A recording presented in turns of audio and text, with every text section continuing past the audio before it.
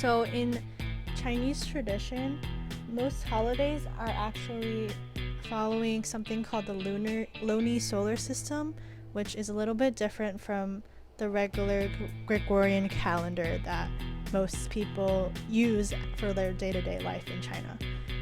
And so this system is aligned with the moon, but it still does contain 12 months. So they would base it off of like phases of the moon, for example.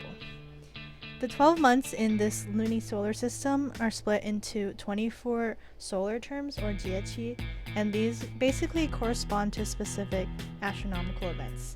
So for example, the winter solstice, which in the Gregorian calendar would be around like December 21st, that would always happen in the 11th month of the lunisolar system.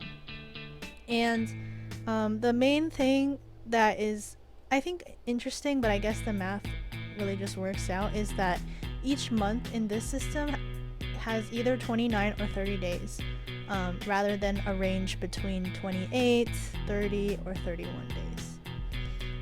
So some of the other Chinese holidays that you may be familiar with that are, set on a specific day in the lunisolar system are Chinese New Year, which is Chunjie, or the Spring Festival.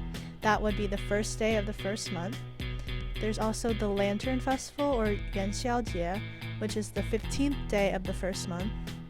Another famous one is Dragon Boat Festival, or otherwise known as Duanwujie, and this is the 5th day of the 5th month.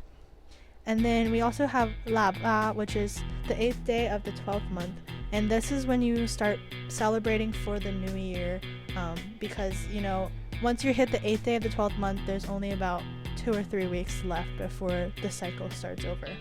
And so lastly, that brings us to the topic of today's episode, which is the Mid-Autumn Festival. And this festival always takes place on the 15th day of the 8th month.